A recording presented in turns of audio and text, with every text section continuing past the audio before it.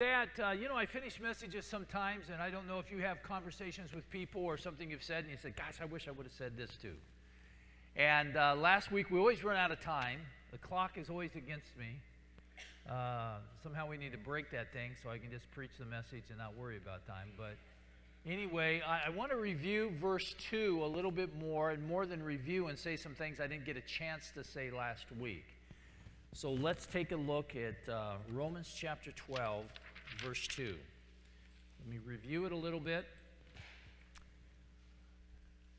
And says, stop being conformed with this age, but being changed within by the renewing of your mind, that you are to prove what the will of God is, that which is good and well-pleasing and complete. That we have two verbs here that I want to point out. This stop being conformed, well, actually being conformed, and then be being changed. Both of them are imperatives, which, remember, an imperative means it's a command. So these are not options, it's a command. They're also both present tense, which means in the original language it's a continuous action that's expected. This is not something, and we need to be careful that we don't get this mentality, well, I came to church, I kind of rededicated my life, I made this decision. No, actually we should make a decision every day for Christ, knowing that today I live for Him too. And so it's a present tense, a continuous idea. But something that happens in this first one with the word stop, it's the normal word for just no. So you would say, a lot of translations translate it, do not be conformed to this world. But when no is used with an imperative, and especially present tense, it means stop. Because it's telling you something, an activity is happening that you need to quit. Because it's been a continuous action, and so now it's saying you need to stop this. And so what's happening, is what he's saying is happening to us, is that we have this world forcing their views on us, forcing things on us, and he's warning us to stop allowing this to happen. How do we know it says it that way? Because it's a passive verb. Active means you do it. I hit the ball. Passive means the ball hit me. I didn't do it. I received the action. And so he's saying, don't let this world keep influencing you. Don't let the world push their views on you. Don't let the world push their activities on you. But don't find yourself being formed as a person to the things, and most translations again say of the world, but it doesn't actually say that in the original. It says of the age. So in our age today, we have all these different things happening that wasn't happening 40 years ago. Some of you that are over 40 years old know that we lived in a different world 40 years ago. The churches were different. The world was different. The schools were different, right? You go back when we were kids and in high school and that, they didn't allow what they allow today. They didn't have some of the rules. They didn't, and the world, the age is putting these things on our kids today that wasn't put on us. And so it's warning us to stop saying this. Stop allowing this to happen to you. Don't let them force it on you. I've known people, many have come to me around Christmas time, other times where they've gone with their family to an event or maybe a business event. And they had sobriety for a few years in that, and they start getting pressured by a family member or a fellow employee or something. They say, here, take a drink. And they're saying, no, I kind of stopped that. I'm trying to stay sober. I say, no, take one. And they get pressured by several and say, oh, you're this good Christian now or something. And they play the Christian card, reversal, kind of a wild card. They play the wild card. And so they drink one drink. And then they said, and I've had people come off and say, Pastor, then they had me drink. I drank another one, and then I drank another one. And now it's been a couple months and I've been drinking for the last 2 months.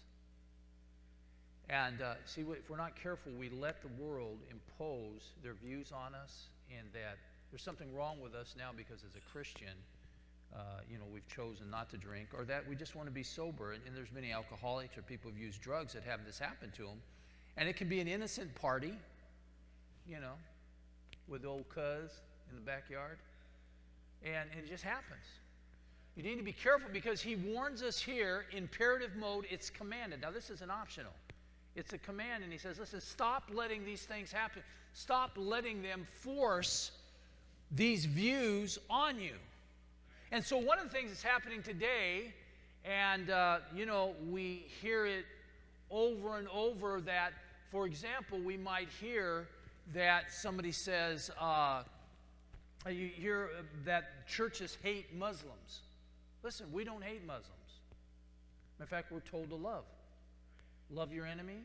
We're told the message of Christ is a love, not to hate. And so we want to bring that up because of something the next phrase says. It says this, and stop being conformed with this age, but be being changed within. So it's not just on the outside. If you take care of what's happening on the inside, the outside's going to be fine. It's more important than you put some foo-foo dust on this morning and smell good for us, is that you came to church allowing and wanting God to work in your life. But be being changed within by the renewing of your mind. Now that's a huge phrase there, but look at, again, imperative mode, it's commanded. It's also passive that you need to allow God to work this change within you. Because if we're not careful, we put up little stop signs. We have it already made up. Say, I don't want to go there. I enjoy doing this activity, or this is just the way I am. You understand? This is me. But it says, and we need to, it's passive against it. We allow God to work in us. Now I want you to stop here for a moment and say, has God been trying to work in your life and you slowed him down? Has God been trying to say he wants to turn your attitude a little bit? Maybe some bitterness you have, maybe some hatred you have, maybe some issue you have in your life. Has God been trying to work on you and you put up this little stop sign and say, not there, not there? Because he's trying, and this is commanded, that you yield to God. First of all, don't let this world influence you. Don't take a passive view of just allowing them to push views on you and things on you. And secondly then, but allow God to renew your mind. See, our mind needs to be made new. We need to change our thinking. And it is okay to think like God. How dare they suggest it's not, that there's something wrong with us for wanting to think more godly. So, are more heavenly minded, And so we need to allow this to take place. Let's finish the verse and explain it a little bit more. Look at it says, that you are to prove what the will of God is, that which is good and well-pleasing and complete. And we're going to share some questions with you in a minute to help you be complete so that it balances your life out. But in no way would we suggest that there's only some parts of the Bible you believe and not the other.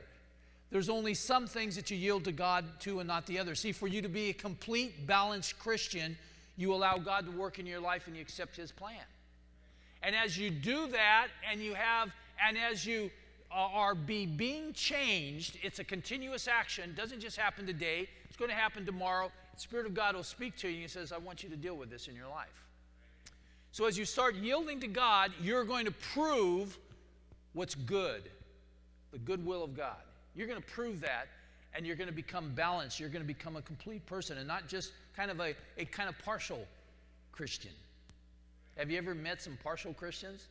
We can be real good on Sundays and live like the devil 6 days a week, Or we can be great, most of the time, but then party time, yeehaw, Friday night or Saturday night or at that event that you've been invited to.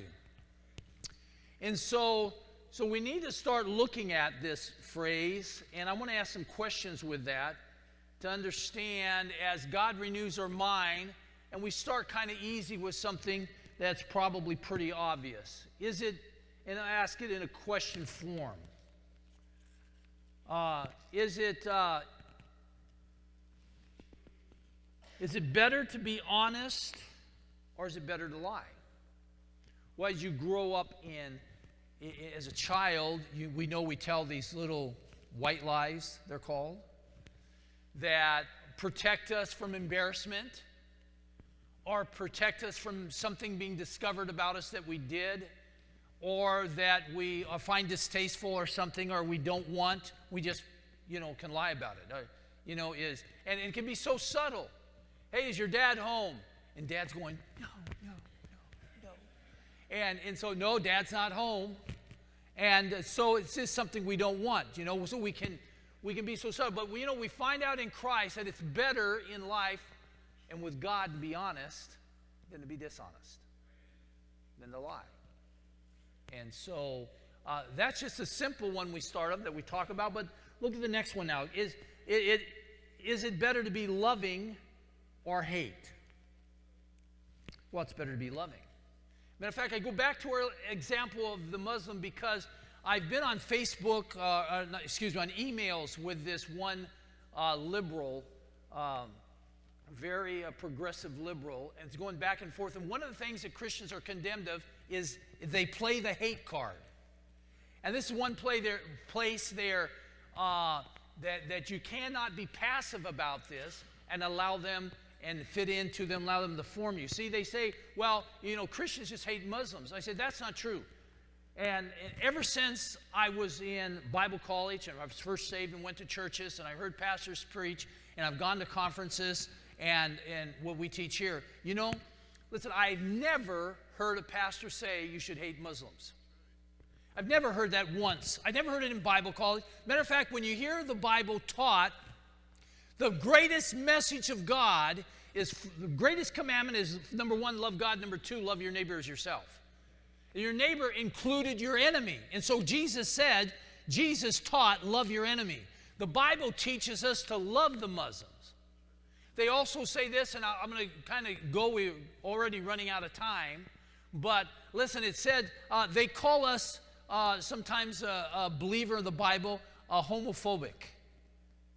And they say we hate homosexuals. I have never heard a pastor, I've never was taught in Bible college, and we've never taught in this church that you hate homosexuals.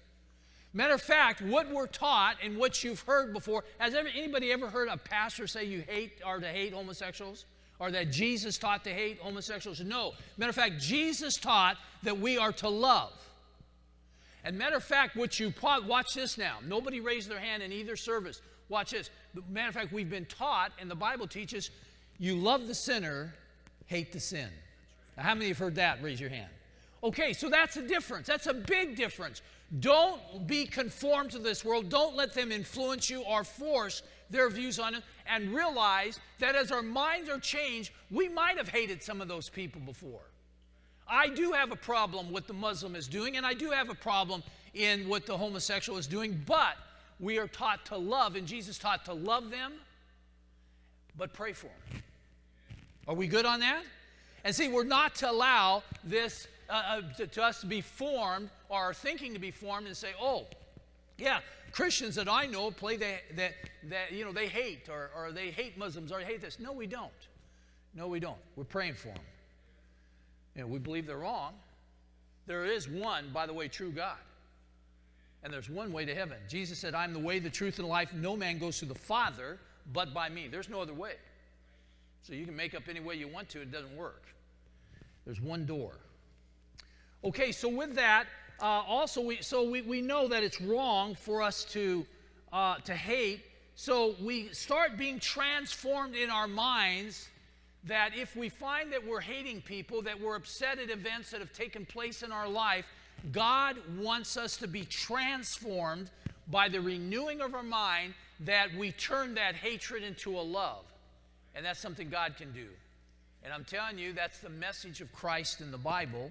And it's better to have our minds changed from going from a hateful person, vindictive to events that have happened in your life, hateful of things of people that did things to you, and things that you disliked, and moving to a person of love.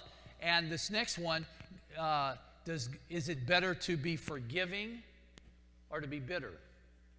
Well, we know we know it's better to be forgiving. And just think of that question, because, listen, if you're a bitter person, you're not forgiving somebody. If you're not forgiving somebody, there's probably a little bit of hatred there. So the message of God is just the opposite of what this world has. If somebody, do unto others as they have done unto you, it's Jesus' message is do unto others as you would have them do unto you, right? Once again, a complete different message. And so we're to be forgiving, we're to be loving, we're to be honest, we're to be giving. Is it better to be giving or to be selfish? Well, there's something in us when we're born, we can be selfish. Me, me, me. I can remember as a young boy going to the Christmas tree and looking for those gifts that had to Dave. And that was an interesting thing, that there's a progression in our lives, that as we grow, it's not just what is under the Christmas tree for us, but we start growing and we find pleasure in the giving to other people and seeing the blessing that it brings to their life when we give. See, that's a thing of maturity. But it's a spiritual event in your life when you can live a life of sacrifice and selflessness and become a servant and become a giver. And that's the message of God. See, Jesus said, I didn't come to be served. I came to serve and to give my life a ransom for many. And so then he says it's more blessed to give than it is to receive. That's Acts 20:35. And then in Matthew 20, he says, you're going to be better and you're going to be first in the kingdom if you're a servant. And he even takes it a step farther. And if you'll be the slave, you'll be the greatest. So when we develop that attitude of not being selfish, but we move from this human nature of us being selfish to one of giving and of serving and helping, we're more blessed. Well, I could go on, and I actually had quite a few. It's better to be moral than an immoral. It's better to have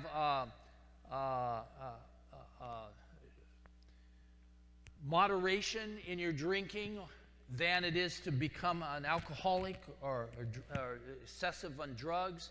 And it's better, we used to do, and I said it's better to be moderate. It's better to be able to say no to others and their lifestyles than to do crazy. When we were younger, did you ever do crazy? Okay, did you ever do insane crazy? Yeah, I mean, we've been there. We did not only crazy things, but we went beyond the crazy. We did stupid things. And so it's better for you that your life comes to the point that it even tells you in Titus and in Timothy, it says, be serious. And there needs to be a seriousness about us because our lives have changed.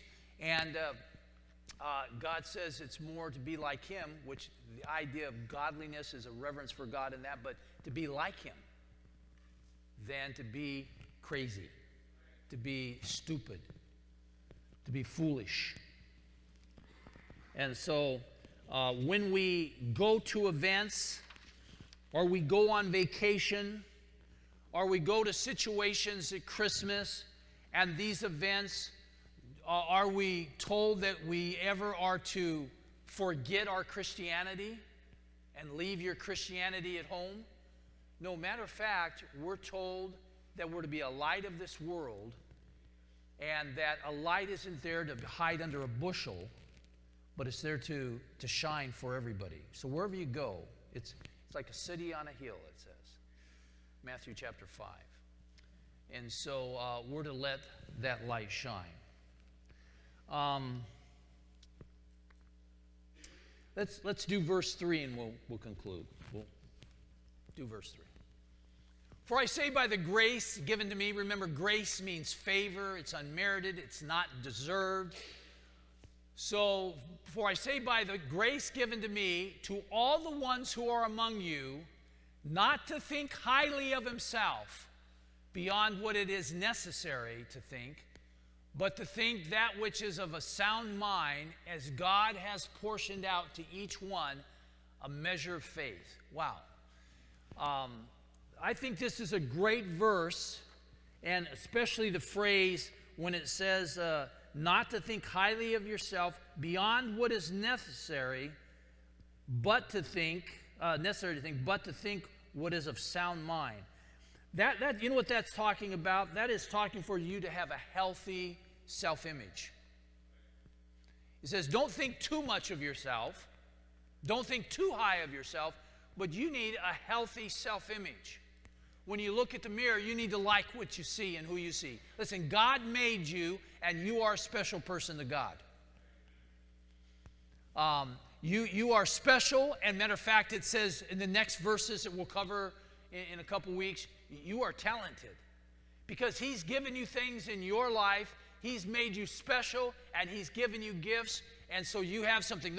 The problem we have in this, we have some extremes. We have people at one extreme that they go, I'm junk, I'm no good. They get depressed, and they have a very poor self-image.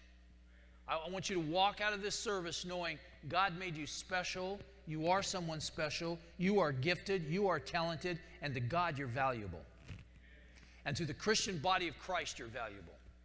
We ought to hold everybody as special and honor them.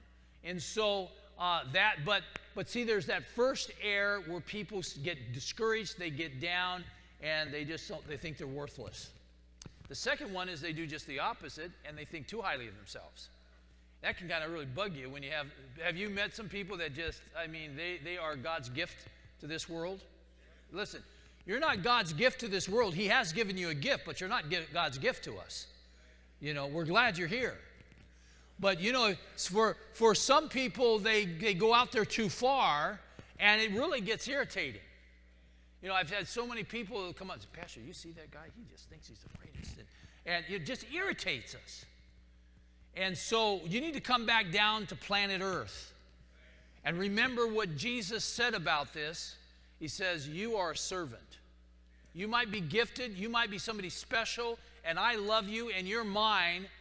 But you're a servant. Because I've called you to be a servant. And I've called you to actually think of others more important. Philippians chapter 2, verses 3 and 4, than yourself. And so I want you to get this. Now, the third mistake is you have some people, and I'll kind of throw this out there, who are bipolar in this situation. One day they're thinking they're the best thing in the world, the next day they're down in the dumps. And they're just up and down. One thing, they're great, and the next thing, I'm stupid, and I'm terrible. So you don't want to land on either one of that. What you want to be is balanced.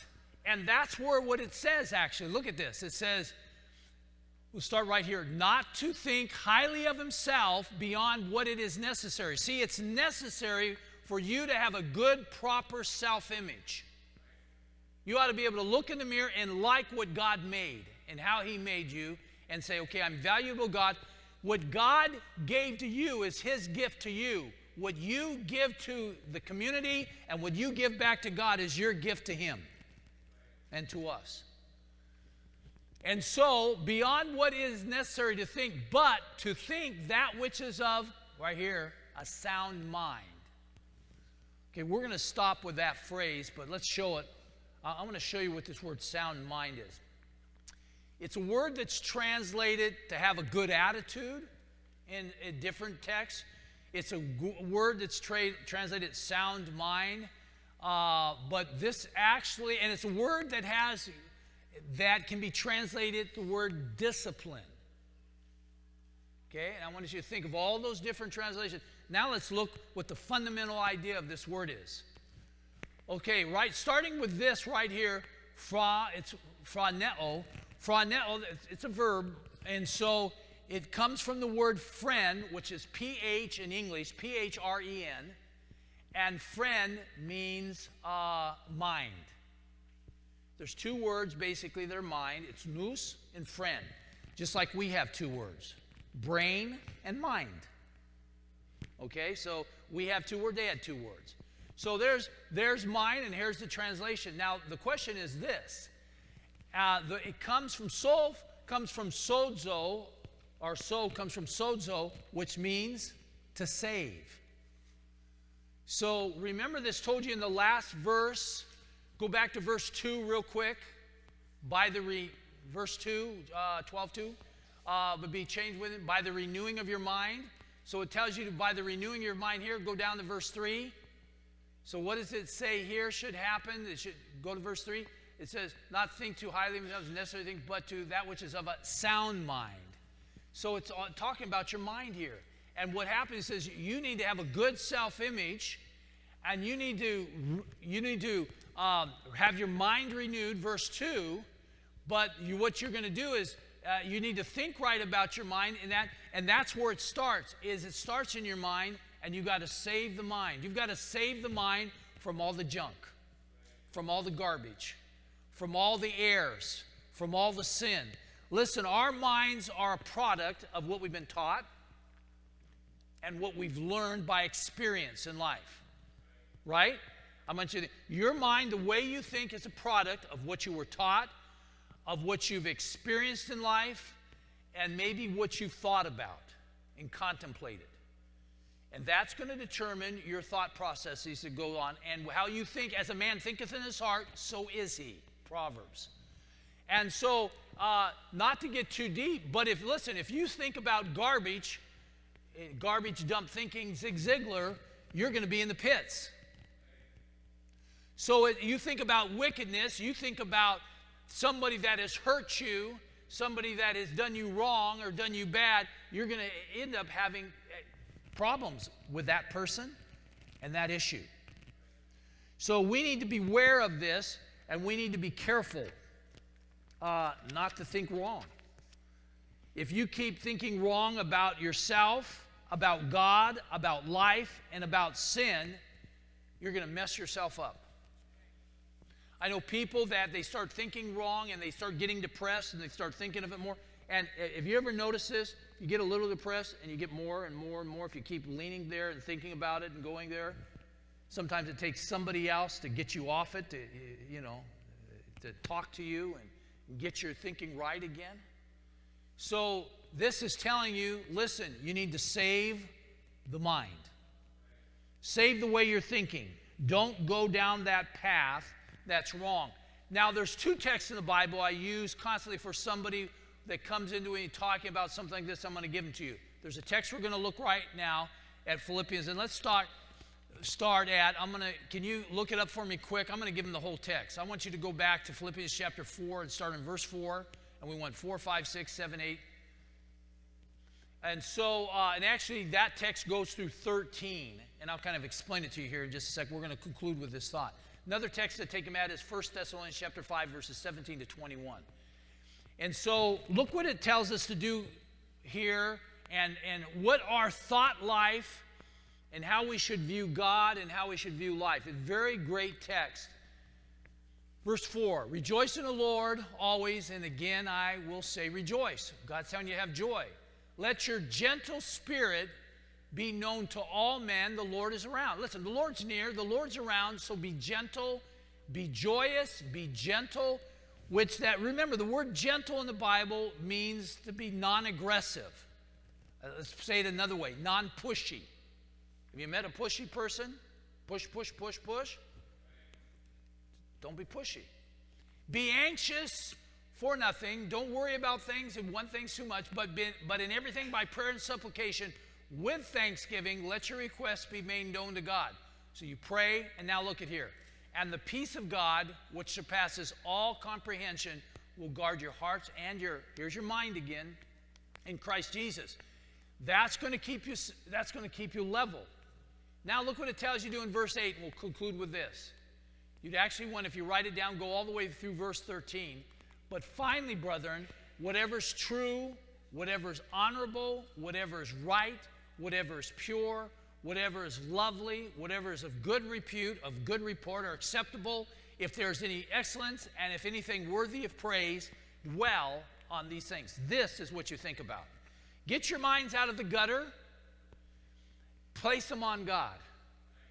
Colossians 3, think on the things that are above, not on the things on this earth. Okay, that's where we focus on. I had a story I've told before, and I'm going to tell it again. When my son Jonesy was a little guy, he was he was riding his bicycle, and he would always wreck. He could only go on a straight line. He could never turn around. And so you'd put him on the street, he'd go down there, and he'd start to turn around, and he'd run into the curb and crash.